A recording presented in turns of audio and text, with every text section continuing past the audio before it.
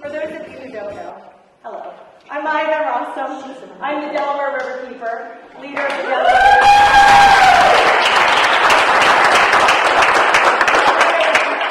I'm joined by our legal counsel that's representing the Delaware Riverkeeper Network with regards to Camp FIMFO, Michael Sussman.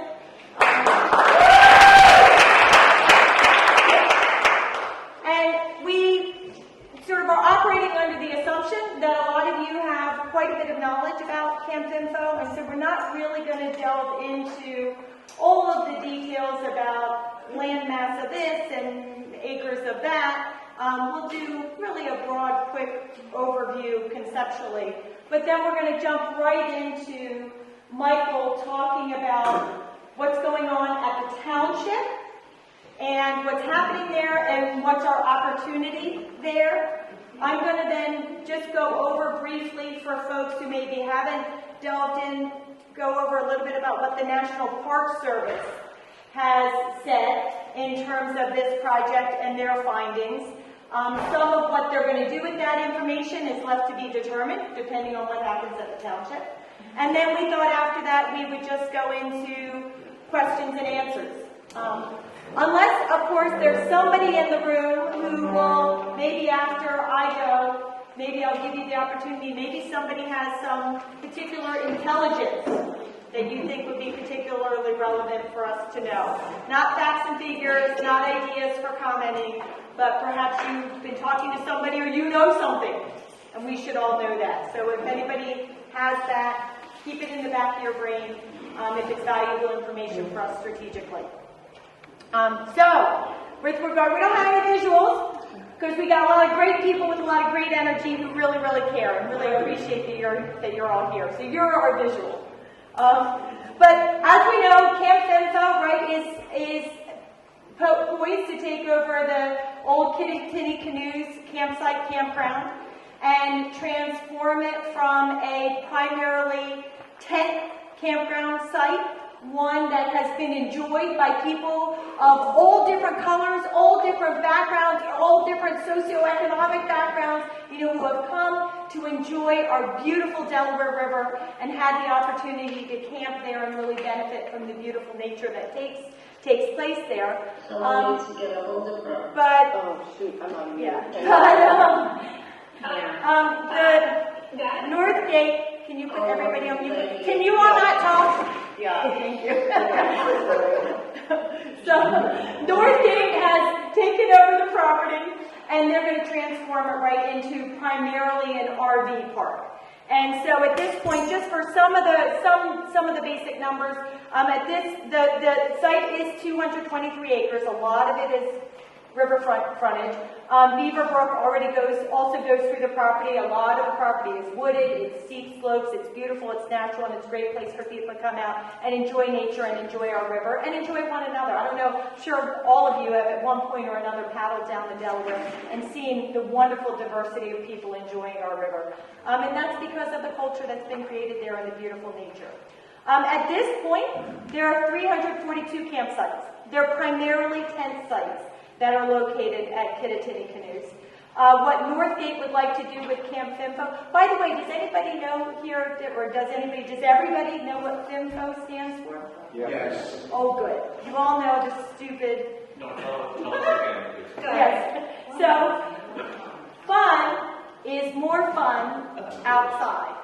And that is true. But of course, Northgate is not looking to put more people outside in nature. They're looking to put more people inside their RVs. So they're not really enjoying nature, right? If you're at a campsite, you're enjoying nature, and an RV, different experience. Anyway, so what would happen at the site is there would still be about 56 tent sites, but 279 of the sites would be quote-unquote updated. The vast majority of them, about 146, would be permanent RVs. Right? They would be pulled in by Northgate, and they would stay there 365 days a year. And they would have full bathroom and utility hookups, right, to power them, and so people can stay inside rather than outside. There would also be about 58 spots where people will have the facilities to drive an RV in, right? So if they have their own, they'll be able to drive in. And then we're going to have about 64 glamping sites, right? There'll be sort of permanent structures or tents or cabins that are going to be there so that people can come and right. So there's going to be an increase in wastewater production, of course, because you have all of these people there. There's going to be an increased footprint along our river. There's going to be increased use of water, and there's most significantly going to be, or most definitely going to be, an impact on our community, on our beautiful river, and around on the nature that's here. The process right now, sort of the decision making, lies primarily in two hands right now. The town of Highland, we're going to hear about that from Michael in a second, and the National Park Service, who also has a significant level of authority under the River Management Plan.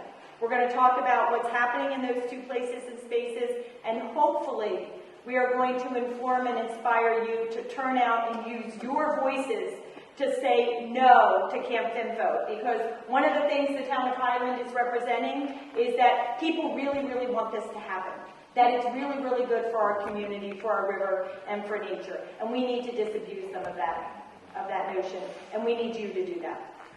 So with that, I'm going to turn it over to Michael. Good evening, everyone. Thank you, Mark. Good to see all of you, and we're sort of at the middle and beginning at the end. It's kind of a strange process. What I'd like to do tonight for a few minutes is explain to you, so you're very clear about it, the process that New York State requires for approval of a project like this, so that everyone in the room is clear, because a lot of misinformation floats around. It's like playing with my 7 children a game of telephone. It starts at one point with the living room and goes around, and by the end, it's not what you said at the beginning. That's for darn sure. A developer who wants to build a project of this magnitude must make an application to a planning board. You have a planning board in your community. The planning board has been considering this project for a number of months, at least, probably more than that. The problem here is that where a project has the potential to significantly affect the environment, broadly defined, it's not one aspect of the environment or any aspect of the environment, whether it be water, whether it be aesthetics, whether it be parking, whether it be drainage and sewage, whatever the nature of the impact, including socioeconomic impacts, like changing something from a tenting community essentially into something that's very different. Where that potential exists, New York State requires that the developer do what's called an environmental impact statement, EIS. Now, the way around that, and the way that this particular developer has proceeded, is to complete what's called a long-form environmental assessment form. And that form allows, and you've seen this if you've been at the meetings of the planning board, happened at the last planning board meeting ad infinitum, when you're talking about a single house being used for potential residency by others than those who live there, they fill out the form, and they go through it. Is this going to have any impact? No. Is this going to have any impact? No. Well, it was a residence. It's going to continue to be used as a residence. So what impact can there be? No. In this situation, the planning board, to this moment, has not required the applicant to do anything beyond the long form. That is, are there impacts? Minimal. No real study of the impacts. No real study of the precedential nature of what's being proposed. Please come on in. You don't have to stand outside. There are seats here. Nothing like that, but something much more cursory, much less detail, And where that happens when major projects are involved, it's indicative of what we call prejudgment. Prejudgment means that rather than intensely study a project in an honest manner, to ensure that you know what we call the externalities or effects of these projects are, the board allows the project to sort of skate through. So just to give you an example, it's not a perfect example, an illustration, but it's pretty good. In Dover, New York, which is a few counties over from here by the Connecticut border, a company wanted to build major transmission lines and implant them into the ground in a toxic waste site.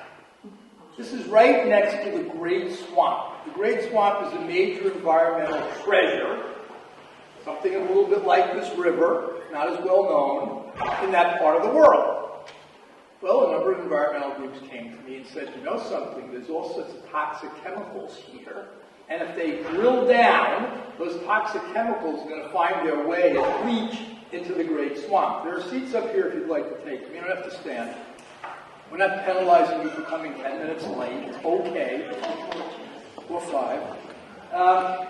So, this particular developer that wanted to build this set of lines came into the planning board, and the planning board didn't require them to do an environmental impact statement. The planning board allowed them to fill out the long-form EAS, much like has happened here so far, and say, well, there'll be a minimal impact here, there'll be a minimal impact there, and never came to grips with the idea that subsurface there might be very significant disturbance which would negatively affect the fauna and flora and environment of the Great Swamp and neighboring waterways. Well, the environmental groups there, they're very well organized, came to me and said, look, we think they need to study this. And they had experts who came before the planning board and told the planning board the nature of the effects that might befall the Great Swamp. And the planning board basically went like this. You know, that's what they did. They could care less. Literally, there was not even a serious discussion. Well, in that case, the state court judge said to the town, you can't do that. Your responsibility is to do a hard-headed study of the impacts. You can't just decide in advance there ain't going to be any, and when you present it with scientific information to the effect that there very well may be some, you better study it. So they nullified, the judge did, the negative declaration. You haven't heard that word until now. A negative declaration means the planning board finds there is not going to be any environmental impact from the approval. The judge vacated that, said, goodbye, that's no good, go back to the beginning. Some of you may know about the open restaurants program in New York City, which transformed large parts of New York City into basically shed city. Okay? Well, I'm the lawyer who challenged that and has gotten 3 injunctions. But the city, because of its ingenious legal strategies, has been able to wiggle its way out of the injunction so far, but their day is coming. The same thing. This, which has massive impacts on parking, on rodent population, on many, many things in New York City. Tremendous congestion. People who are in need of wheelchairs that can't get anywhere because the streets are congested, etc., etc. But the city of New York decided this would have no environmental impacts whatsoever. They issued a negative declaration. So where we are right now in this particular community is that your planning board is supposed to meet on September 27th, as I recall the date. And on September 27th, they may issue a negative declaration. They may say, we've exhaustively studied this project, and we've determined that there is no potential, because that's what the law requires them to make a determination of, potential environmental effects. Now again, the project hasn't been built yet, so we don't know what the environmental effects will be for sure. But they're supposed to be studied in advance. Well, they're going to say, we don't see any need to do any further study. Now what we've been doing through letters and other things is to try to convince them that there should be additional studies. That there are questions... Please mute yourself. That there are questions...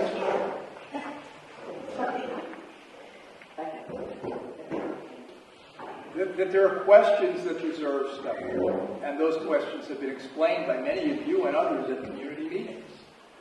And so far, those questions have elicited meager answers and no resolve to do sufficient further study. So that's the immediate battleground. If you want to define it narrowly, we're saying you need to do more.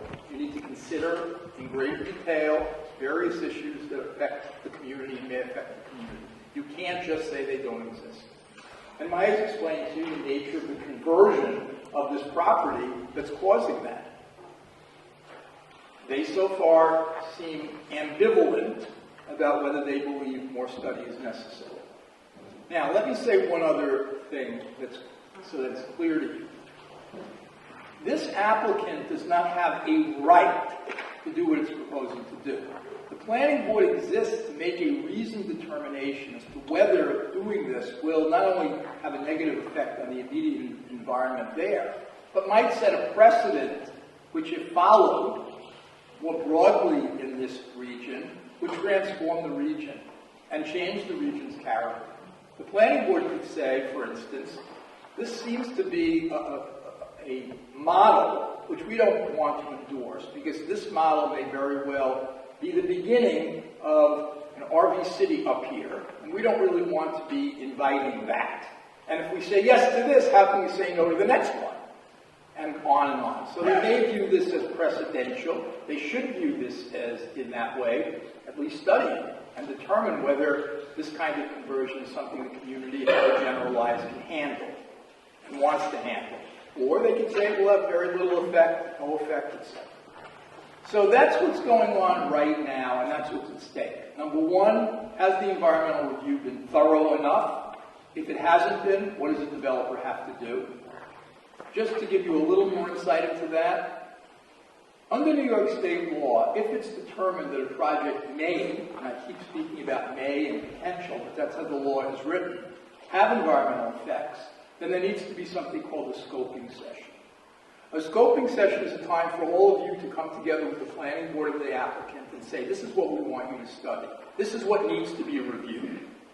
And there's a compilation, a list of all of those things that come out of that meeting. And then the developer has to review them in a serious way. It has to pay, by the way, for the town to get experts of its own to review those same matters. They draft an environmental impact statement. That's then subject to review by the board and its experts. A determination of completeness is made. When it's deemed complete, there has to be a public hearing. Have they properly studied these impacts? What does their study show for the approval and non-approval of the project? And you have a chance to speak out at that meeting. Now informed by greater study as to these impacts. We know there's going to be a significant increment of water and drainage coming off of the site. Is that going to harm neighboring property owners or isn't it? Is it going to harm the river or isn't it? This needs to be studied in great detail. It can't just be cursorily reviewed. If, after the DEIS, the draft environmental impact statement, is seen and deemed complete and reviewed, there are still outstanding questions, the developer has to go back and answer those questions. If you make a comment in the meeting, they have to address your specific comment. That New York State law requires that. They can't just elide it or ignore it or forget it. They have to address it in what's called the final environmental impact statement. And then the board, having considered all of that, can vote for or against the project. But at least it's done on a record. Right now, I think one of the things we can all agree on is this project's been changing. We don't know. We have kind of a moving target. We don't know exactly what the project is from month to month. And I think the community deserves the breadth of study that New York State law contemplates. Now, if this developer is able to persuade the community, the town, that if this isn't done, Hasidic Jews will move here, and that's why this should be approved. They're able to persuade them of some horrible scenario, and that puts pressure on them. Kind of too bad for everyone. And don't think that's remote. Don't think that's remote. When I fought Legoland in Orange County, what we had in Orange County was the most environmentally sensitive site in Goshen. Literally. Had been zoned for generations as the most environmentally sensitive site. There was no amusement parks or parks that the Salt Legoland proposed allowed in Goshen anywhere, let alone that site. 2 months before Legoland came before the board, a Hasidic group came before the board and said, we want to build housing on that site. The planning board had a workshop meeting with them and said, absolutely not. This site can't be developed. Can't be developed at all. And it gave all the reasons regarding water and very sensitive environmental factors that obtained on that site. Then when Legoland came in, the board reversed and said, well, we have to approve Legoland, or else we're going to get them back, referring to that group. That's what happened in the community, literally. And once that happened, 75% of the community said, we better have Legoland, or we're going to have them here. Okay? There's precedent for that all over this region. And when I saw the letter that was recently circulated, it reminded me of that recent experience, only 5 or 6 years old. So I hope that people in this community are not swayed by that sort of nonsense. The reality is this development should be judged on its own merit. It either has merit and is something that this community feels will be beneficial to it and will not change its character and will not threaten its natural resources and therefore should be approved, or it will do those things and therefore it shouldn't be approved on the merits. Someone else wants to come do something with the property, you know, they have a chance to review that, and we'll figure out whether that's good or bad. But you shouldn't confuse the two and be forced or threatened by some jinxing and some nonsense. So I'll answer questions after Maya describes to you the National Park Service situation, but I hope you have a feeling as to exactly where we are. We're kind of at a pinnacle moment, crucible moment, and that's why I really wanted to have this meeting tonight, because I wanted everyone in the community to understand exactly where we are. The planning board, after whatever months it's done, whatever study it's done, however exhaustive it has or hasn't been, they always say they've exhaustively studied these things. Often you find if you turn over a rock, they haven't even looked under it. That's how exhaustive their study has been. But they always proclaim that. They're coming to the moment now in September where allegedly they're going to try to push this negative declaration through, and if that does happen, we have to be prepared to respond.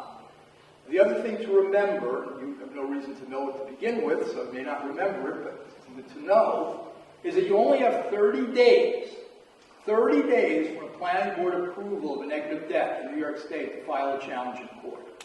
Literally, one of the shortest statute of limitations we have in New York State law for anything. So the group that you see here, and Maya and her organization, have had to get organized and really be ready, because by the end of October, we've got to be in court if that's what they do. And while there's some case law which says that you don't have to challenge the negative declaration until they actually approve the site plan, there's other law which says the opposite. You have to challenge that negative declaration within 30 days or you lose the right to challenge it. And I don't want to risk that second case law biting us in the butt and telling us we didn't do it in time. So there's a lot that's going to have to be done here in a fast period of time if people are going to successfully challenge a cursory review that doesn't come to grips with the potential impacts of the project. And we are committed to making that happen, but I want all of you to know all of that so that you can prepare yourselves for what may be about to happen.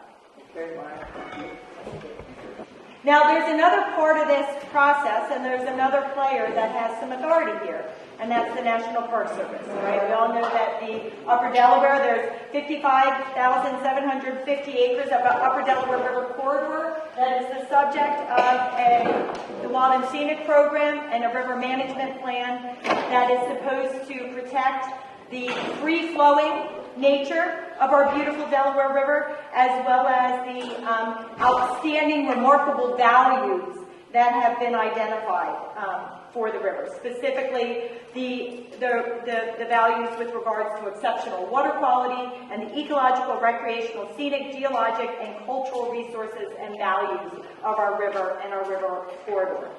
In order for FIMFO to demonstrate that it's complied with the river management plan and the land and water use guidelines that help implement it, one of the things that it has to do is it has to get a special use permit from the town of Highland. And so what is before the town of Highland is an application that is seeking to get this special use permit.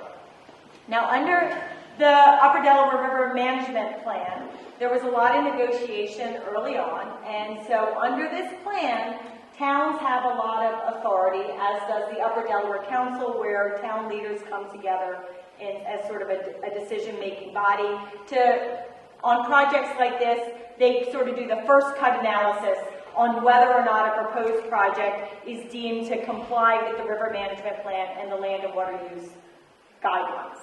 And the National Park Service generally takes their recommendation, right? What the UDC determines with regards to whether or not a project conforms, the National Park Service generally agrees. But the National Park Service can, does, and has, in many instances, done its own review to ensure that it agrees. And notably, the National Park Service has no obligation, and actually is prohibited from accepting a conformance determination by the towns and by the UDC if they determine that the project as proposed does not, in fact, conform to the River Management Plan and the Land and Water Use Guidelines. And so what we have right now with regards to Camp FIMFO is the Upper Delaware, there is an application before the town of Highland. The Upper Delaware Council has, based on its review, said that they believe that the project conforms. The National Park Service has come back and said that they disagree.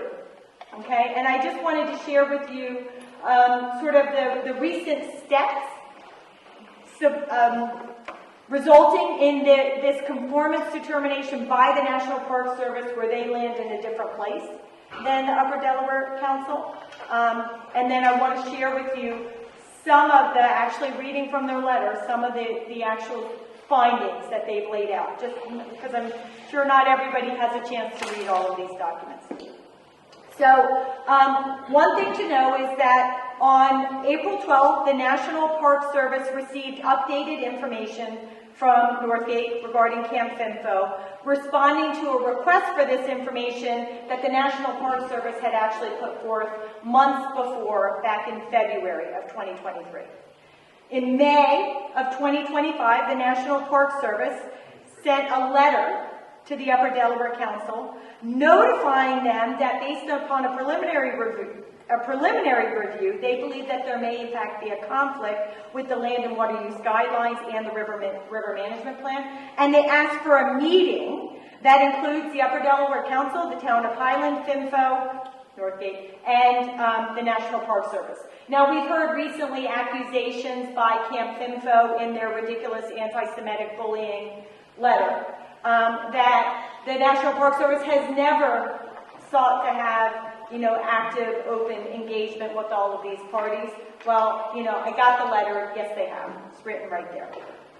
But I do want you to know that the Delaware Riverkeeper Network, and probably many of you in this room, vehemently opposed this requested meeting because we didn't think that it was appropriate for all those parties to go behind closed doors and have their little negotiation about whether or not or where the National Park Service should ultimately land in their conformance determination. This should all be done transparently and in the light of day and in front of we the people, to whom this river really belongs as well as belonging to itself. But nonetheless, we opposed it, and as I understand it, the town of Highland said that they were not going to participate in such a meeting, and that meeting never happened. So no harm, no foul there. On June 26th, the National Park Service provided a 29-page detailed layout of its determination that the application for the town of Highland special use permit for FIMFO does not conform with the River Management Plan and the Land and Water Use Guidelines. Then on July 17th, so that's this document, right, that went into the town June 26th. And then on July 17th, a few weeks later, the National Park Service wrote the Upper Delaware Council a letter and summarized their findings, wanting to make sure the Upper Delaware Council knew what the National Park Service had determined and why that they had determined it, right? So they summarized their findings. They notified the UDC that after conducting a substantial conformance review of the FIMFO special use application and project proposal, that the proposed special use that the project and the permit failed to meet critical aspects of the land and water use guidelines and the river management plan. What they said specifically, I'm not reading the whole letter, just some highlights. The proposal falls short of meeting 3 objectives. In addition, the increased intensity of use resulting from this proposal fails to meet the intent of the guidelines and the river management plan. Specifically, they said that the project and the application failed to meet, I'm going to give you specifics, I have to give you letters and numbers, but I'm going to give you the verbiage as well. That they failed to meet what's known as Principle C, Objective 2A, and they failed to meet Principle F, Objectives 1 and 2. And they note that it also does not comply with the intent of aspects of the river management plan when it comes to water use. So what specifically did they find that might be of interest for you to know? This Principle C, Objective 2, Part A, with regards to campgrounds and recreational vehicle parks, has 4 parts. The notable parts are parts C and D. What the National Part C says, and I think you're going to hear in when I read this to you what the problem is. Part C says, permanent or long-term occupancy of any campsites and permanent structures or appurtenances on any individual campsite other than tent platforms and concrete pads are strictly prohibited. And then D says, independent on-site sewage disposal or water supply systems should not be permitted for individual recreational vehicle campsites.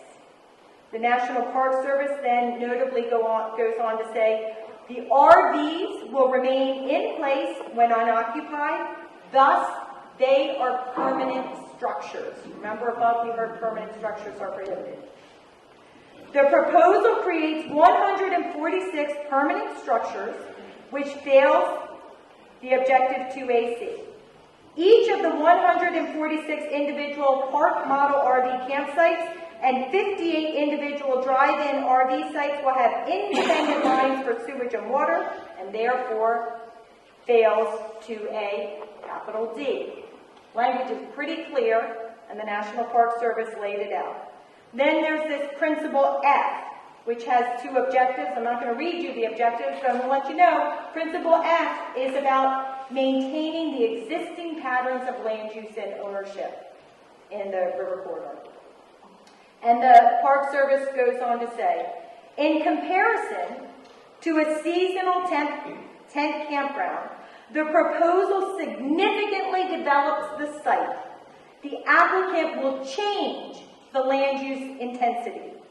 Potential impacts from the more intensive use may include negative changes to the character of the river valley and cumulative negative effects to the air and water quality, ecosystem function, and wildlife habitat.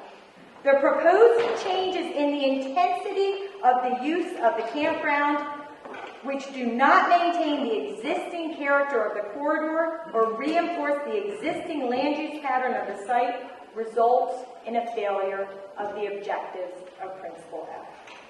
And then finally, the National Park Service says, also noted in the River Management Plan is an intent of the water use program, which it then quotes to say, to provide facilities which meet basic needs and which are, for the most part, informal, relatively small, and in keeping with the natural, scenic, and rural character of the area.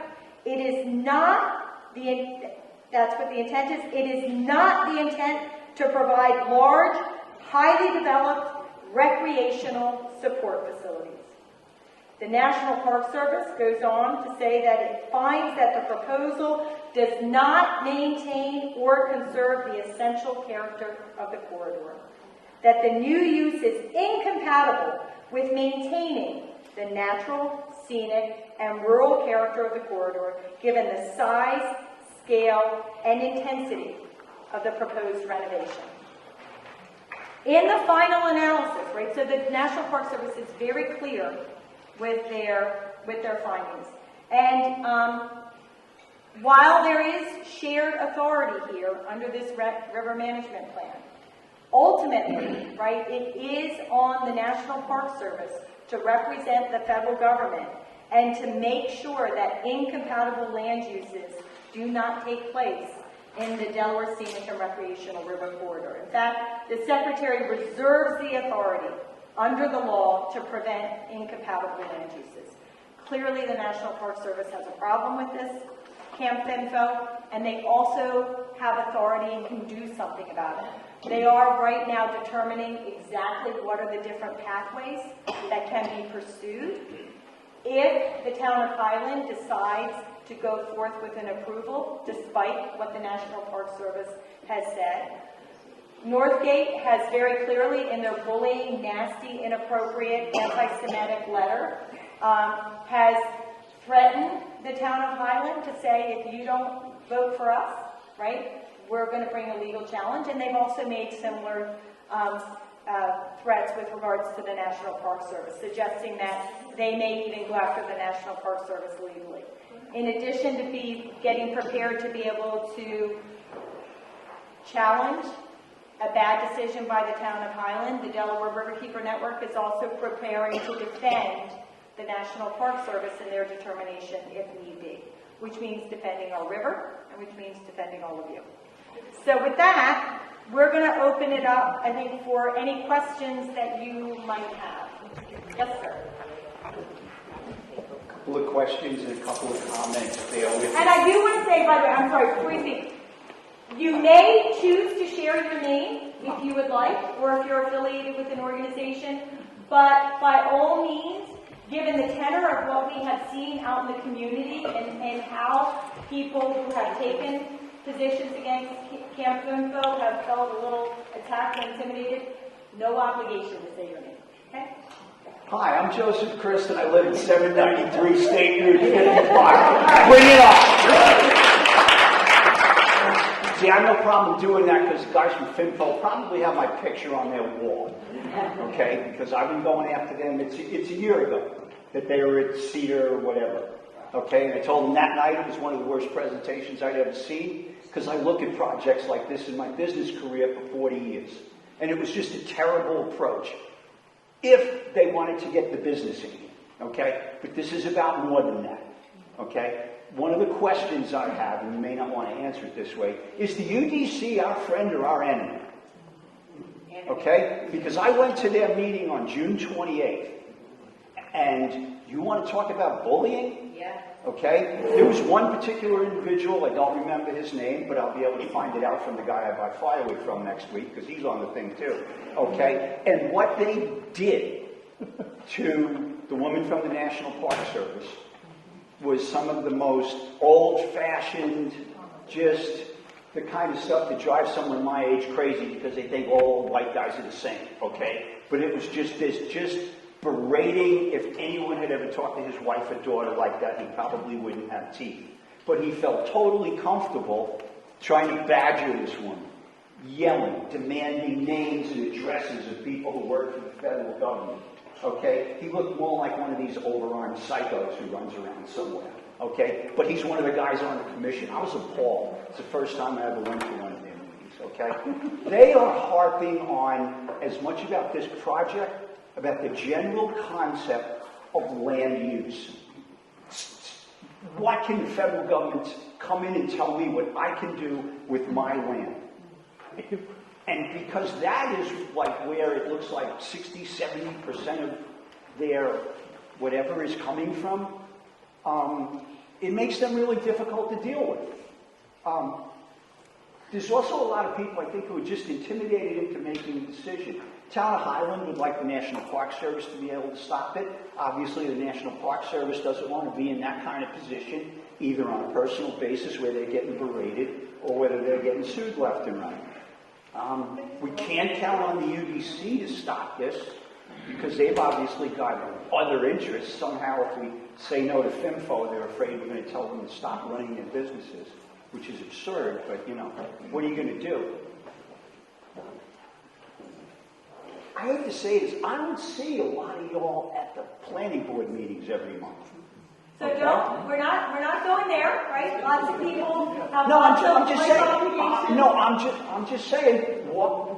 But we are here, we know that people care. The fact that they turned out tonight shows that they care. So what we're here to do is really explain where things stand and really clarify your opportunity. And I think as Michael said, and if you want to just talk about the importance of showing up at planning board meetings.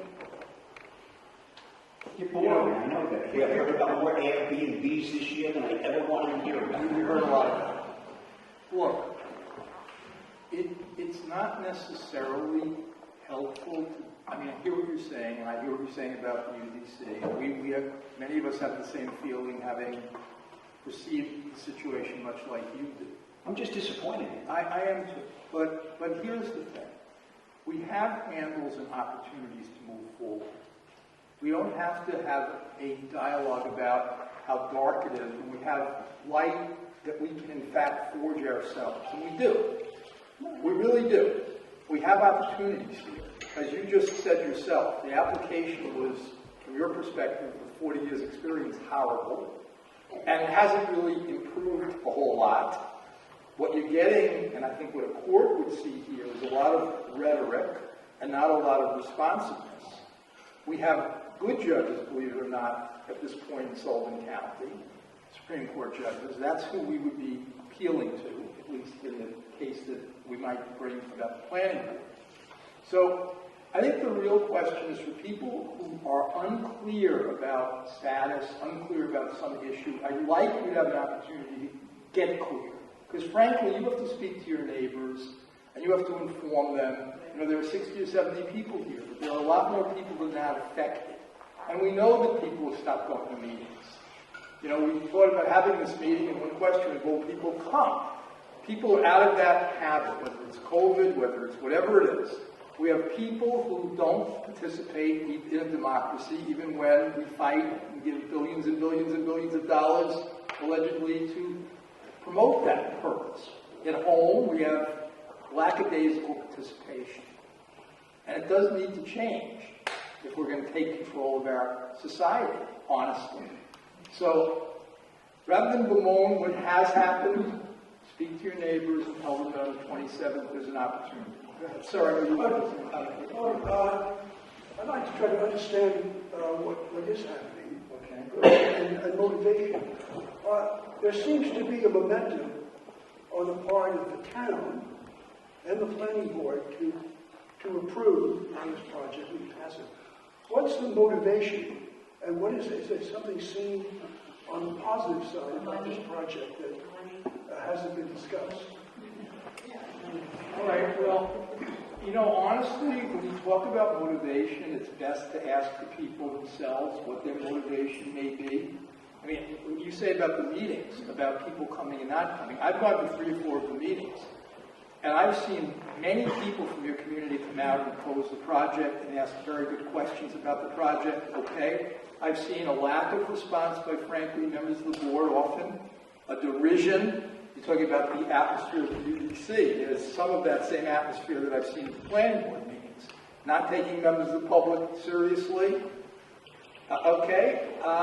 So I think, honestly, the question that you might ask them, that I have myself, is where is the support for this in this community? I know there's some support at a county level, county tourist council, this and that. I get that. And that's their job. Their job is to promote what they view as tourism. There is tourism. The site can be reused as the Riverkeeper explained. It can be refashioned in a way that is not as intensive as FIMFO is proposing, that is more consistent with the values of the community as expressed for decades. Okay? It's nothing new. No, wait, I'm sorry, So I think really to me, in terms of motivation, while certainly people have their thoughts and their perspective, the truth is that when it comes to defeating the FIMFO proposal, it's kind of irrelevant.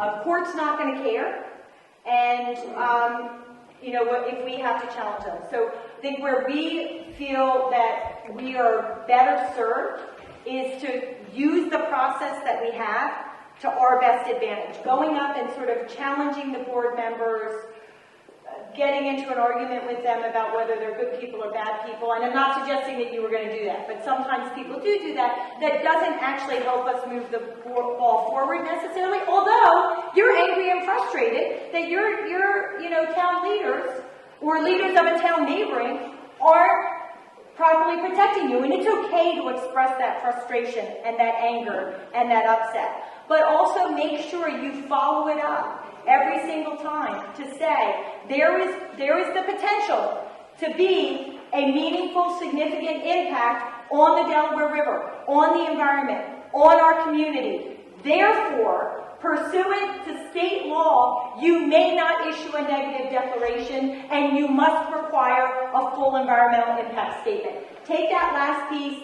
and end every single comment you might say at a public meeting in the town of Highland. End it that way. And if you want to add a little something else, this is not going to be the basis of a legal challenge, but I think it's also fair game to say, and oh, by the way, just about 2 years ago, right, this coming November, the people of New York voted to create or recognize their human inalienable right to clean water and air and a healthful environment, and to put it in the Bill of Rights section of the state constitution. We have a right to our clean and healthful environment, and you have a duty to honor, respect, and protect that right.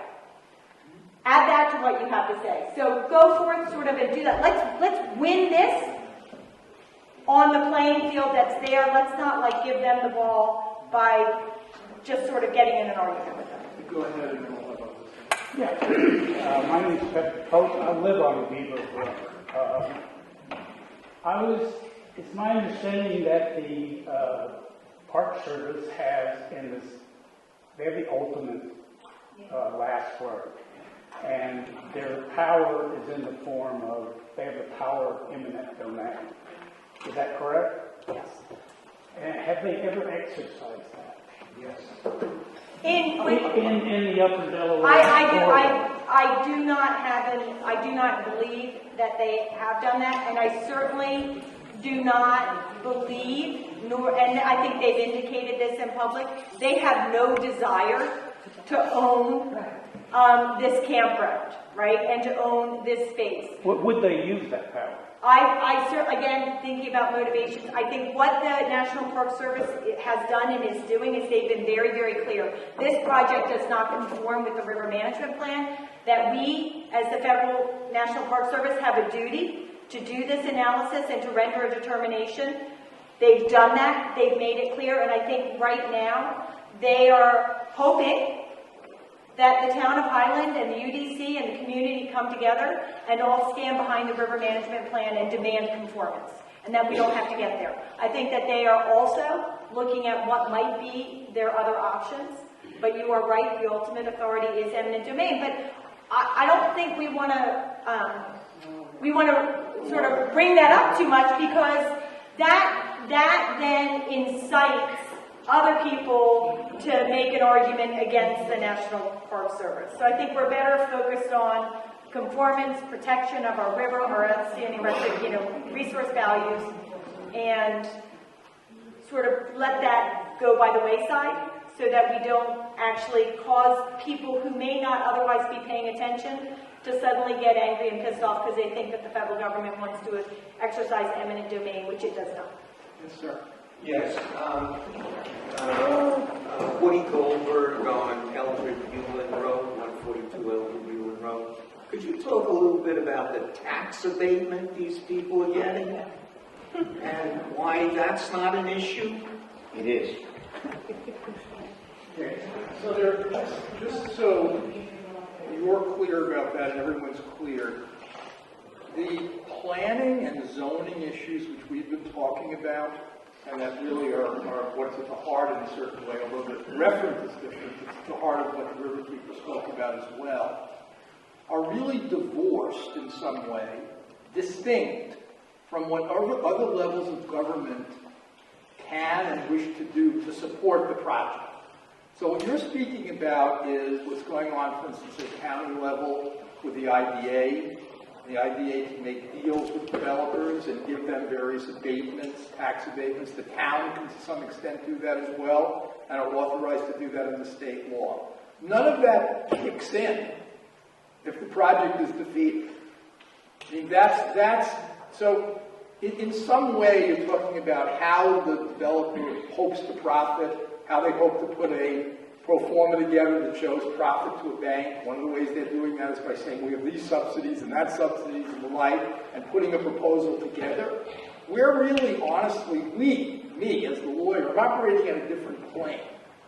I'm trying to figure out their conformance or lack of conformance with the state law that controls, and as you've heard, the Riverkeeper has been focusing our comments tonight at least on conformance with the project, between the project and various federal regulations, which are administered ultimately, as we know, by the Park Service. I think that the community has every right, picking up on your question directly, to go to these funding authorities, whether it's the town or the county IDA, and say, what the hell are you doing? We don't support this. This is crazy. But look, every one of these projects, and at least in Orange County, whether it's Amazon building a warehouse, and here you have this multi-$100 billion company. They claim that they're providing economic benefit, yet in fact that benefit is washed away by the pilots, payments in lieu of taxes, deals that they make, which have them paying almost no property taxes. And again, why should it be any different than multinational corporations which pay no national tax? How many of those are there? It's the same pattern just repeating itself on a local level, right?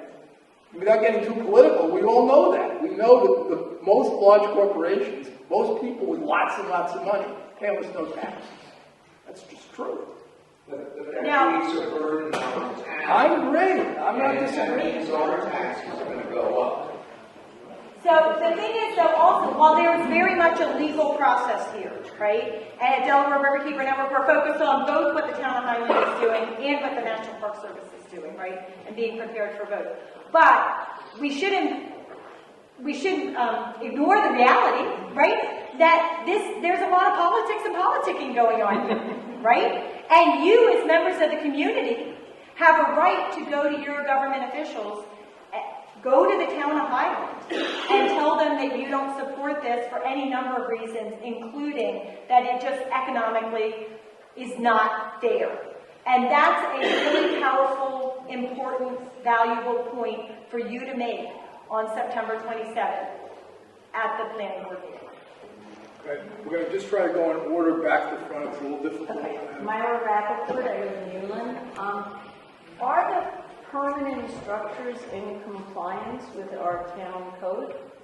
And there's been some question about that, is my understanding. You're laughing, is that?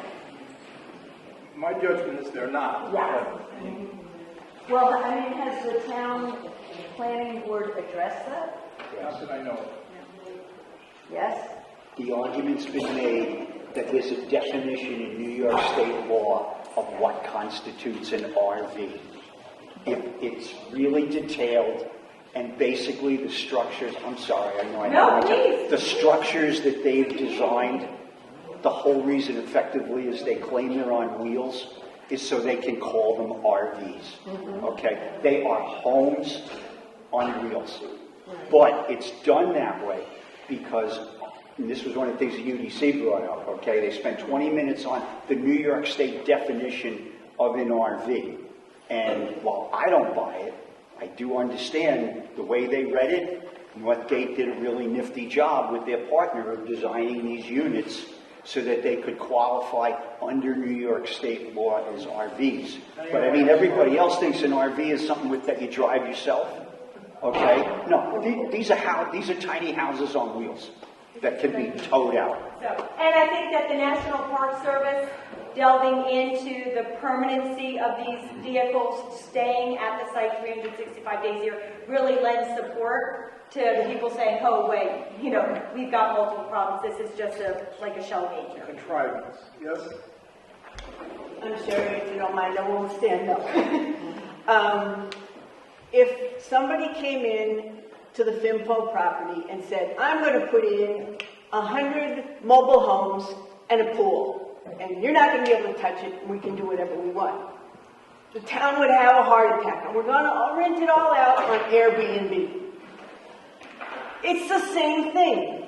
They're renting out these things at most for a week, all day long, and then they leave them there, and it's going to be a royal disaster. If the people would actually say that this is what they are mobile homes parked in that thing, and there's more than 100 that they're putting in there.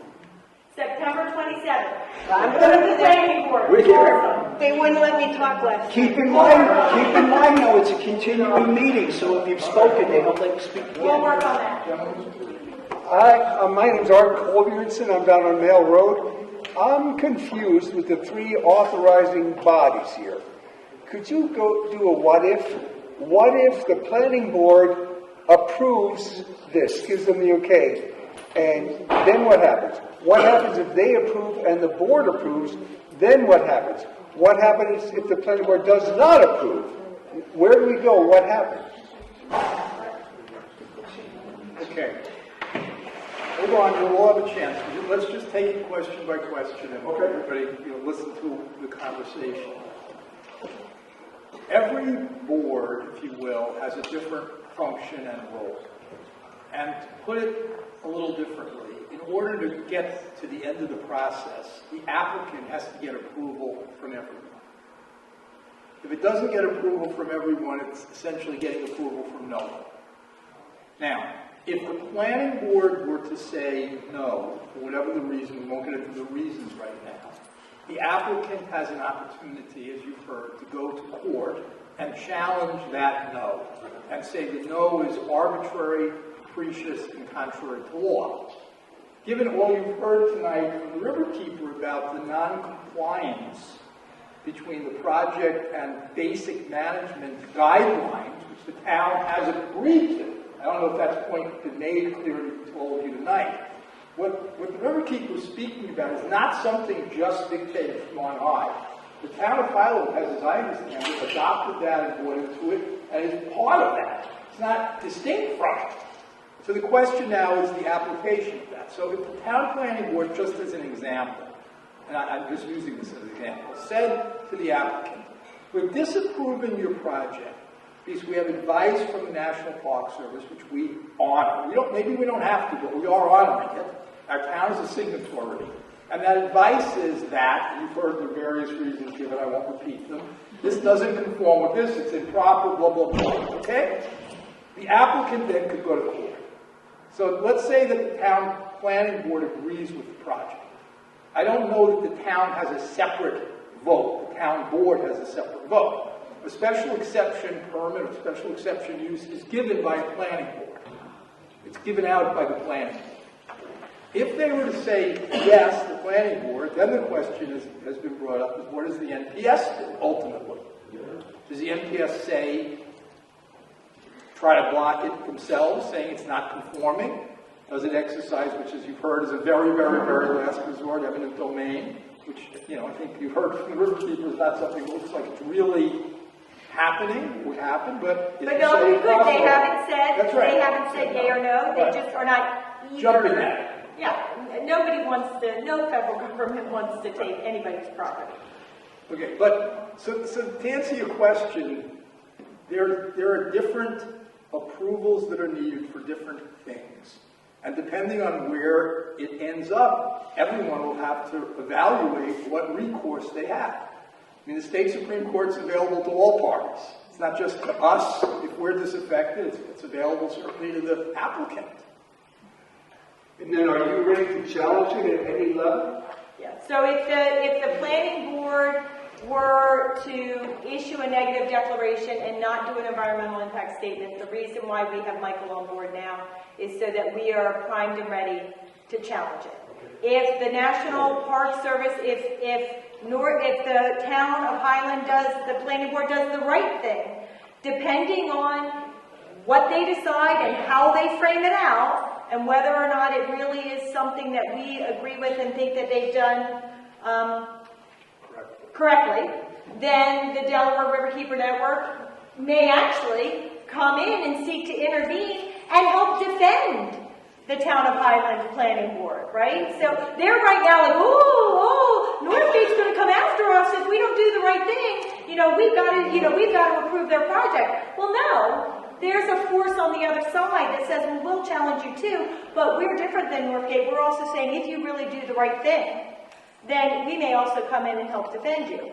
Northgate has also said that they're going to challenge the National Park Service and try to undermine their conformance determination and their implementation of the River Management Plan, which is under the Wild and Scenic Rivers Act. So Delaware Riverkeeper Network is also ramping up, if Northgate were to do that, to be able to come in and also help defend the National Park Service, their authority and what they're doing, because this is critical precedent. First off, it's critical for this issue, and it also is setting critical precedent for every other project happening in the Delaware River in wild and scenic segments of the corridor. Listen, let me pick up on one point. I'm going to go to you, sir, in the green shirt. Again, there's a lot of legalese being thrown around, and some of you may or may not follow it. And again, I don't want you to leave the meeting confused, because that would be the worst thing. If Northgate was to file a lawsuit in state Supreme Court in which they challenged the town planning board's negative decision, other parties of interest could what's called intervene in that lawsuit. That's what the Riverkeeper was explaining. So we would be able, whoever is we, but we would be able to say we have an interest in the matter. We've asserted that interest in the administrative process, and we want to help defend. We may have different reasons in the town, but we want to defend this decision.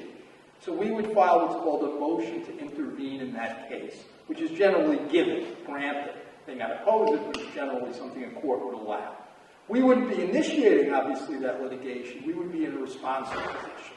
The same exact model we could say could exist if Northgate challenged the NPS. The Riverkeeper could say, we're the party in interest here, we're going to help the NPS. Now, that's not to say these other entities are not capable of helping themselves or doing it themselves, but it is to say that it adds the local community and the Riverkeeper to the fight. And I think that could be helpful to a court to understand what's really at stake. So that's what's being discussed. He had one other question. Okay, He sorry. asked also the role of the supervisors of the town. What role may they have? So that's where I said, I'm not clear they have a role. That's what I wanted you to Okay. say. Sarah, the green shirt. My name's Greg Rosenthal. I live in Dearborn, Pennsylvania. So I'm across the river, but this is my river too. And I want to thank both of you for being so give a degree of explanation. My question is, what about the Delaware River Basin Commission, the RBC? We haven't heard anything about their comments. Do they have jurisdiction over this? Since there's probably going to be water put back into the river and maybe some extracted. So the Delaware River, there is an application before the Delaware River Basin Commission. In fact, the National Park Service notes that it seems that the application and the numbers that are before the Delaware River Basin Commission seem to be different than the numbers that the National Park Service received. Isn't that interesting? Right, but the Delaware River Basin Commission's authority over a project like this is a little bit different and a little bit more limited. And so we could talk about that, Greg, at some point, but I think that for purposes of tonight's meeting and where we're standing strategically with this project, in this moment in time, our best strategic opportunity is the Town of Highland Planning Board and what's happening with regards to the National Park Service and making sure that everybody exercises their right to free speech and to be heard. And I would suggest to you, Greg, if you have the time, right? Yes, you don't live in the town of Highland, but as you said, this is your river too, and the whole river community is going to be directly impacted. So if you were inclined to come out on September 27th, in my opinion, I think it is value added for other people to come and say, this is a shared river in town of Highland, what you're going to do is going to harm me too, and I'm here to ask you not to do it. Sarah, back here, and then we'll come to you. Go ahead. Dave Peku at 66 Woods Road. This is, of course, we're all here for the same reason. It's a very, very complex issue. But I think I think one of the most important things we in this room can do, it's very simple, is, and I did it, and it's very simple to do. You go on the Town of Highland website, and the planning board has its own email. Just tell them that we feel very strongly that the Town of Highland Planning Board should order an environmental impact statement.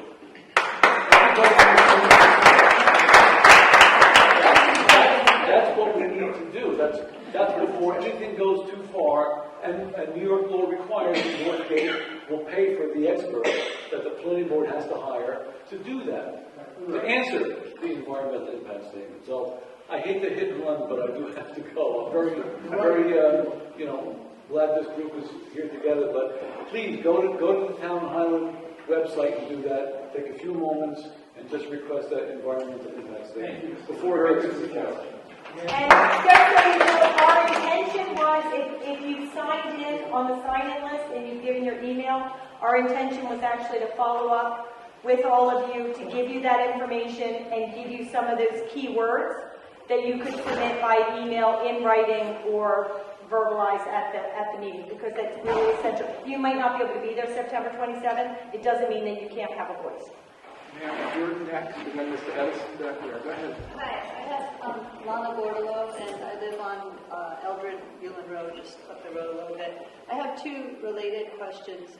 Do we know if there has been any kind of public report issued about what happened after Legoland? Like, is there anything out there that says, well, yeah, they built this, and then here's what happened? It tapped put pressure on all of our resources, it sucked all There the... have been 400 violations noted, environmental violations noted by the DEC since the construction of Legoland. Many of them relating to the flooding in the Movna Creek, the devaluation of the fish population in the creek, the increased depositions in the creek, which have significantly affected areas of habitation. So that's one form of report that's been done. And Orange Environment is working now on a broader report, and several hydrologists are continuing to work on that. So there are reports, but you have to find them. I ask because I'm interested in, what kind of tools of knowledge do we have to go and talk to the board and say, look, I'm worried about this for these reasons, because here's a precedent of what happened in Orange County. And I'm looking at this list, and my other question is if some of these things would be covered under the environmental impact study, because I'm looking at this and I'm really worried about this water usage.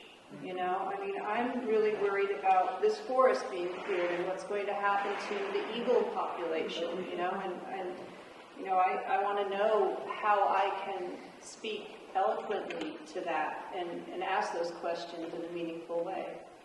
You're right, and your question was, are these things to be considered in the environmental impact statement? And the answer to that is yes. I spoke earlier, maybe let me just repeat it so it's maybe clearer. If the gentleman's suggestion was taken, Mr. Wood's suggestion was taken, and the board agreed, and they made mention of this at several of the meetings, this might be a direction they'd go in, ordering an environmental impact statement. As I said earlier, even though you're a year into the process, the first step of that, under New York State law and required by New York State law, is what I call the scoping session. And at the scoping session, you as a resident would come and say, here are my concerns. The gentleman could come and say, these are my concerns. And somebody is scribing and writing all those concerns down and making a list of the issues that have to be studied by the applicant. So you're right, that's exactly what happens.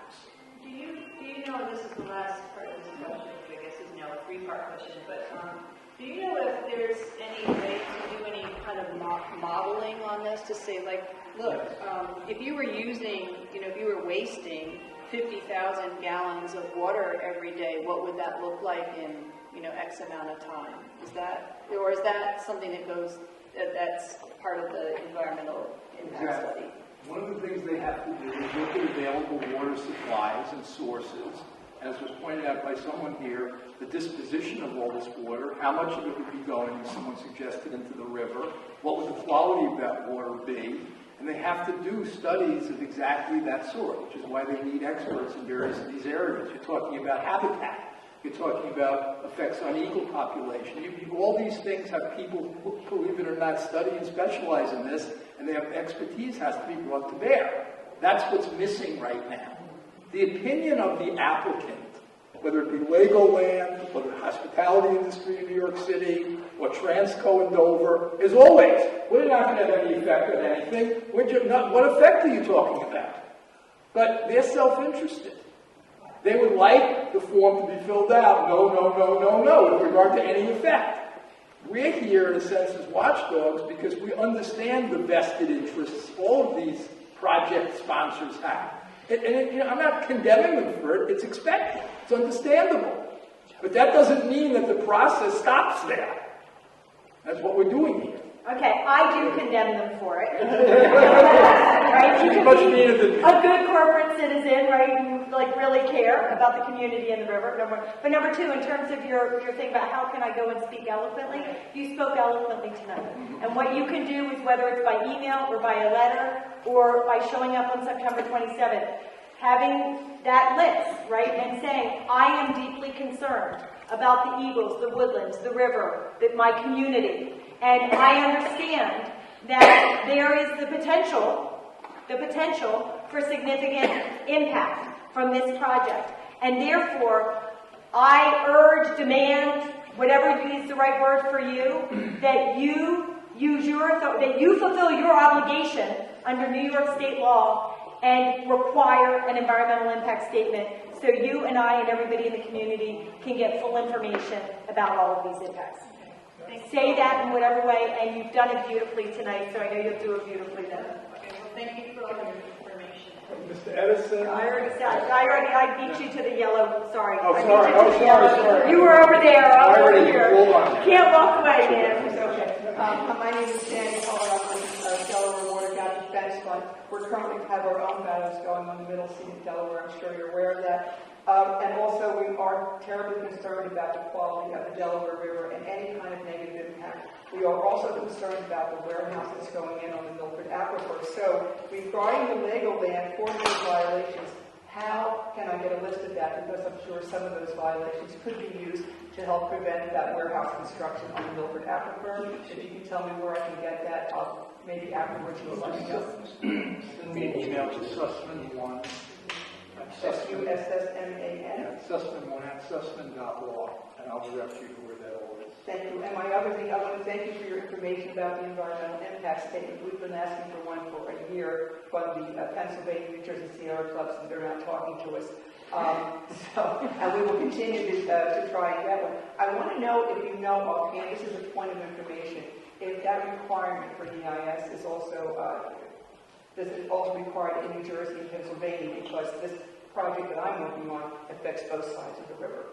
And, if this were to go forward, we have been requesting information, like I said, for a year and a half. We've gotten nothing. Yeah, there is no secret, which that's the law in New York State that requires this EIS. So we don't have that requirement in New Jersey and Pennsylvania. There are other requirements, but given that it's a different project, right? So we won't delve into that, but there are certainly other applicable permits, but there is not a comparable law to what we're talking about here. Thank you. And Mr. Edison, then you, and then you. Here, around the corner, in Maryville. My question, I have a question, I have a comment, something I found in the thick of all the mess on Facebook today that Andy Boyer posted that I think is pretty compelling. It's kind of lost in that whole matrix on Facebook. But my question is ties to what everybody said here. What is the obligation of the planning board of the town to respond to this public outcry? I've heard the planning board chairman say he's shutting down the public hearings, we're done. I know everybody here's written a letter, I know all people showed up at high school. It's been going on for a while. What is their obligation to respond to our questions and the outrage? And this ties right to your question. What is, to ask them right to their faces, what is their motivation and what is their responsibility to answer us? I did address that earlier. Let me just reverse that. I think it's, again, important to understand process. The reason that going the route, complying with SECRA by having the environmental impact statement ordered if we're done, is because it requires, ultimately, as I started explaining, when you have the hearing, the draft environmental impact statement follows the scoping session. The scoping session explains and explicates here are the issues that have to be dealt with. Now they're dealt with in a draft document, which can be hundreds of pages and have lengthy appendices because all the experts are chiming in on the different issues they have to chime in on. It's done. The board says it's complete. It's then published in the community, and then there is a requirement for a public hearing. Now, this goes to your question. At that point, every single comment, whether in writing or made orally, is numbered. Literally, given a number. The woman gets up, she's comment number 1. And whatever the substance of her comment is, and these are recorded, by the way, audio recorded, has to be narrated. So she made a comment about the eagle. It has to be, the woman has a concern about the eagle. Now the developer, the applicant, has to respond to every single comment. And the planning board is compelled to review the comments and the responses for adequacy. And a court in New York, at least the cases I've done, will actually review that record and see whether they're taking what's called a hard look. And if they don't take a hard look, it's going to be nullified, whatever approval they give. But here's the point. When they don't do that, which they have not yet done in this town, the planning board has not yet done, there's much less accountability, as you're pointing out. There's no regularized process. Now, ultimately, and this is important, and this happened in Dover where they did a negative declaration, the administrative record which you've all developed at the hearings, a court can look at that record and say, in light of this record, how could you not have required a BEIS? How did you take a hard look at the issues that continue to be raised by the community, and you never had any consultant with that expertise look at this before you gave the approval? So your words are not going for naught. I agree with the Riverkeeper who's saying it's very important you go to the meeting and speak up because that provides the record which we can then use and say, look, Judge, they can't say these things are coming out of the blue. We've been talking about it for a year, and they haven't done a darn thing to study. So even if they don't respond, to get to your point, that's good. Ultimately, it's fine. Because it demonstrates the level of unresponsiveness, and the other side of the nickel is it shows they're not taking a hard look. So don't let them, the point I'm making is don't let the failure to respond temper your comments. In fact, your comments should be accelerated by it. And I think also when somebody was talking about at the meetings, I think you were saying when people are showing up at the meetings and commenting, they're being shut down by the planning board. They, oh, you already spoke. And as Michael said, and as we've said, and all of you know, this has been a moving target, right? FIMFO just keeps rolling out different and new information. I just talked about how the National Park Service has different information than the Delaware River Basin Commission. So one of the things that's really valuable is if we as a community stand up for one another and everybody's opportunity to speak. And so if they shut you down, then everybody else should stand up and say, let her be heard. They shut you down, everybody else should stand up and say, let him be heard. Now that does not mean let people go on ad nauseum, but do let them be heard and show them due respect and give them appropriate time to be on the record and to be heard. And that is one thing we can do from an accountability perspective in terms of making the planning board listen to everybody in the community who turns out, stand up for one another and our right to be heard. I just wanted to share this also with myself. Andy Boyer was today, who is a representative of the UDC and got shouted down. He was very vocal against this project and got shouted down. I was at that meeting at the UDC. It was horrible the way they treated Lindsay from the Park Service. I mean, that was just old-fashioned, not a good look. Yelling at the old guy, screaming at a woman. No, that's not cool. But Andy said, yes. No, it writ large. It was just awful. It wasn't civil. Andy said today on Facebook in this long thread that I got lost in that he urges a site visit to be done immediately because he says it's already an overcrowded, I'm reading from his post I printed out, an overcrowded crush of permanent homes cheek to jowl. Objectively, this is a major subdivision in the cloak of being vehicles. The impact study was warranted, not replaced. It's going to double the population of the town. It's major safety concerns. So he's saying right now that there are buildings there. Chief Tajal, his words. How do we compel our town to look into this and take a look and have our esteemed code enforcer maybe peek around? Someone should take a video. Someone should take a video and send that video to the planning board before the 27th September meeting. Sir, yes. Yes. I was just wondering why only a special use permit was required and not variances, because a special use permit is so much easier to get than a variance. But for all the impact that's going to have, wouldn't a variances be more appropriate? So there are two kinds of variances in New York State. They're called area variances and use variances. Area variances are relatively easy to get, easier in terms of the legal standard, and use variances are more difficult to get. If you follow the analysis of the National Park Service, you might very well conclude that there's what I think was called an intensification of use. An intensification of use, and you've heard various comments tonight about we're going from a tenting village to this permanent thing.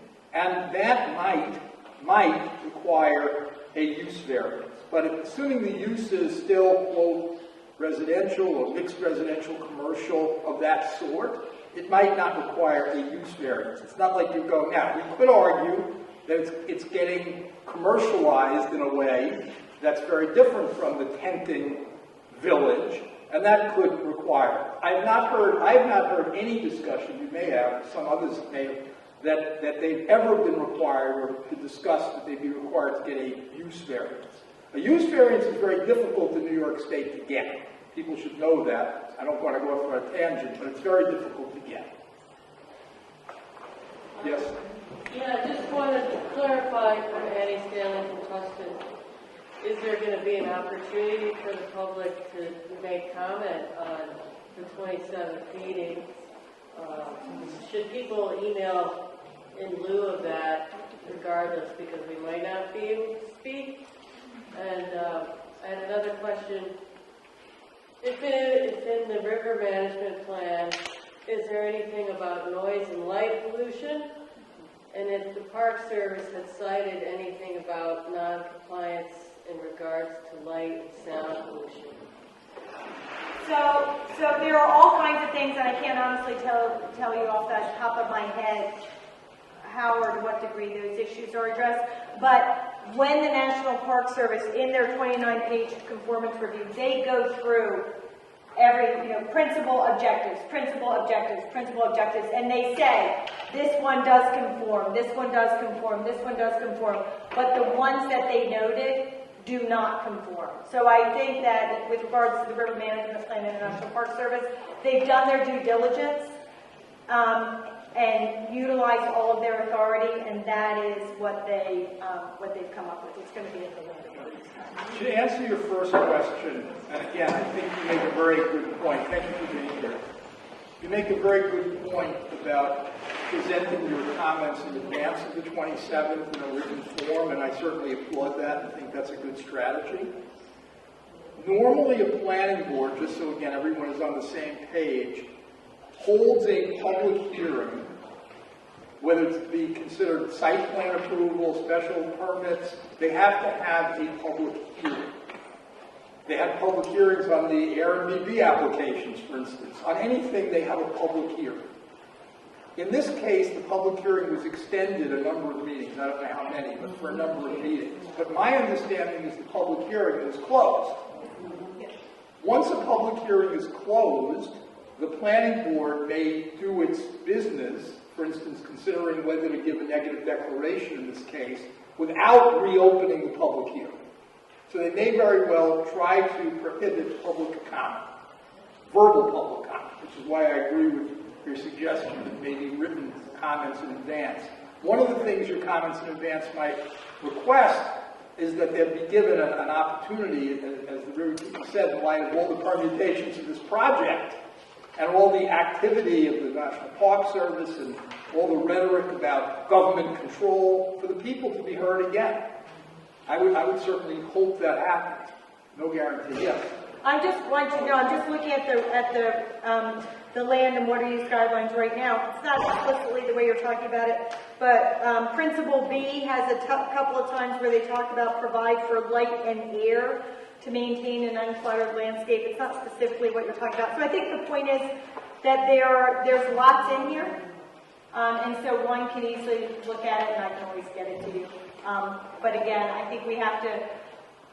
The National Park Service really is the expert, and they have the federal gavel of authority, and they utilized it, I think, to great effect. And so I think emphasizing what they found versus looking for more and new things is probably a better strategy. I wondered if they had cited nothing. Not in terms of non-conformance. Like I said, they went through all of the principles and the guidelines, but in terms of where they found non-conformance, it was in those items that I read. Yes. Following up with Speak up, please. thank you for your information, first of all. I live in Barryville. And has FIMFO done other projects in New York State? I know they've done them elsewhere. This is their second one of these. The first one was in Texas. They tried one in the Berkshires and got turned down because of sewer hookup problems. Now, the one in Texas is in New Braunfels on the Kamal River, which was over-commercialized back in the 70s. Back in the 60s, it was the most fun place to go into in Texas. But by the 70s, when I was in college, nobody went there because it was all built up and over-commercialized. And that's where the first FIMFO went. It is not anything like this environment. So I just wondered if there's anything that took place there that in our situation. well, they wouldn't be talking about it if it did.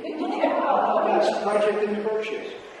And related to the other things we're making about the public hearings with the planning board, can we not make some sort of a due process argument if they're not allowing the public to be heard and not following the proper procedures? Well, they are following the proper procedures. That's what I was trying to say a minute ago. New York State law only requires them to have a public hearing on the site plan. They have had it, or the special permit that's being sought. They have had a public hearing. So it would be a stretch to be an argument about that argument. Go ahead, sir. First and foremost, I want to address the question. Yes, they do have interest in New York. They own Yogi Bear, which is 30 miles away from here. Okay, Northgate owns multiple places around the tri-state area. Okay, I worked for them. Horrible corporation. Okay, what I'm saying is we all need to get together. We need to really get the young people involved and everybody come up and unite and fight this, because this is ridiculous, okay? That's what we need to do. Get the young people, the middle-aged people, the old people, we all need to just come together and fight. The old people.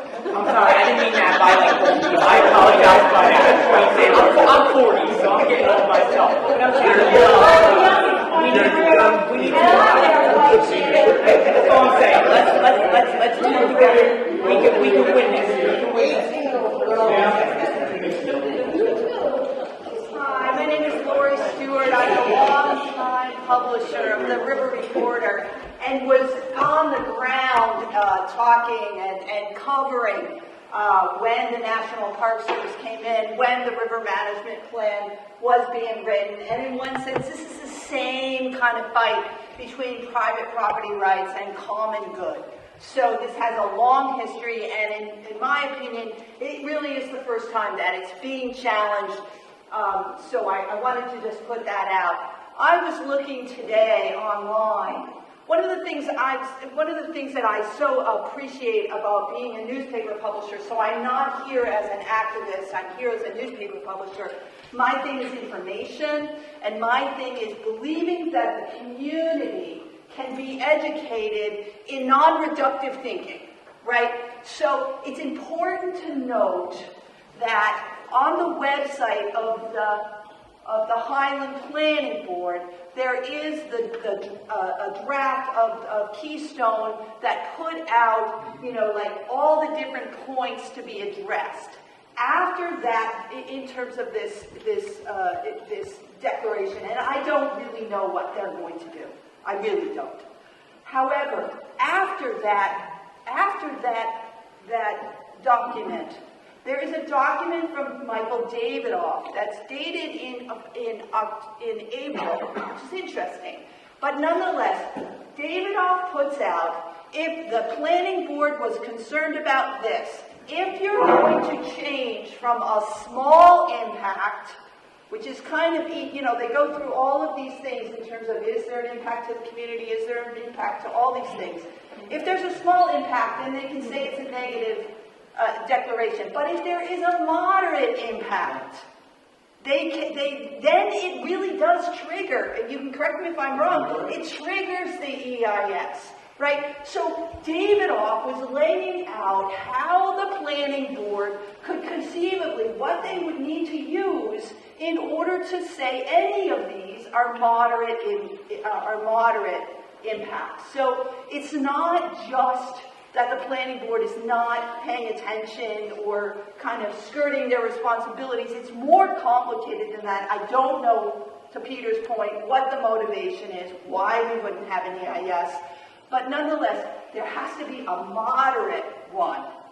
And when, at the planning board meeting, whenever it was, May, when they went through and they reviewed what the applicant said, it was all no impact, small impact, no impact, small impact, whatever. The one time that the planning board said, wait a minute, had to do with traffic. So I'm just as a publisher, just as information, I am not advocating, I'm not being an advocate, but I'm saying take a look at those things and find one that you can really push as being moderate. And just to build on that, the point that I hear, and I hope other people hear in that, is the planning board has actually, in different places and spaces and multiple ways, the letter you talked about, letters from Michael Sussman, comments from all of you, they have been given what they need to demand an EIS. At this point, it really is like a political decision for them. I mean, I don't mean politics like getting elected and they're running for office, but I mean a political decision in the power is in their hands. And so part of what we can do, even if there isn't a formal hearing opportunity on the 27th, there is a pressure opportunity and showing up and demanding to be heard or standing up, and you know what we're going to do? We're going to get some no FIMFO stickers. We're going to have them at the meeting, and you all can put them on your chest and walk into the room. So even if you can't speak, you'll be speaking. And so that is something to do. Let's make them feel the pressure. They have the information they need to do the right thing. They just have to decide to do the right thing. If I could take two more questions. So I'm going to let you decide too then. Who hasn't asked a question? She hasn't asked a question. Yeah. Has there been any consideration to property values at all? Consideration to I mean, I know that argument has been raised. I know that argument has been brought forth. In terms of a specific analysis, I haven't heard that, but people have certainly tried to make that point. I mean, have you heard more on property values? Property values is a consideration under secret. So one of the, as I mentioned earlier, socioeconomic effects. One of those socioeconomic effects is property values. So again, if you had a scoping session, at the scoping session, it's perfectly legitimate for you to say, I want there to be a study of the effect of this on property values in the adjoining area. If we have this freestanding 147 or 247 new units of this sort, and this kind of a transient population coming in and out, is that going to have an impact? That's something that can be studied. So he hasn't asked a question. Has the town of Highland had a scoping session? No. Now, the Sorry, has the town of Highland Planning Board had a scoping session? Answer no. Can we demand one at any time? That is what we'll get if we get the planning board to render the determination that there has to be an environmental impact statement. So that's the key. Every time you open your mouth, you need to say, that we need you to properly implement SECRA. This has the potential to have a significant environmental impact. Therefore, you must require an environmental impact statement. You may not issue a negative declaration. Say that kind of thing. Then we get our scoping session. SECRA is the State Environmental Quality Review Act. You're hearing SECRA bandied about. It hasn't been defined. The state of New York, as you heard, is different from other states. And we have an Environmental Quality Review Act which requires in-depth review of the potential impacts or effects of a project. That's what we're talking about. And what we believe the applicant here is doing is trying to skirt that by not going through the study, the intense studies that are needed to answer the woman's question. What's going to be the impact on property values? What's going to be the impact on water? What's going to be... Now, the thing that happens in these situations is the applicant can make any verbal representations that are shifting. The purpose of the environmental impact statement is to have an actual document that's prepared by people with expertise in different fields that can then be reviewed by, as someone else pointed out, town experts who the applicant has to pay for under state law. So there can be confidence in the community that we're not just doing this for the home team, whatever the home team may be. Okay, go ahead. I have a friend that lives in Philadelphia. Okay. When I'm talking on the phone with him, sometimes I joke with him that I'm flushing the toilet. You're getting it. Is there any...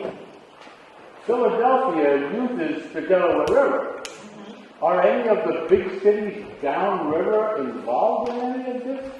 No, not if they have not spoken to this issue. Because if the water does get polluted, Philadelphia is going to have to spend billions to clean it up. And this gentleman over here. Those will be the last two. That's it. After that. You and you. Thank you. Well, most of you know who I am. I don't know who you are. Wait a minute. I'm Martha Eldred Wurzel. I'm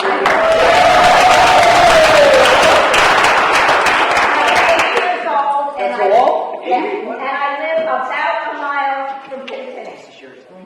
All my life. Okay?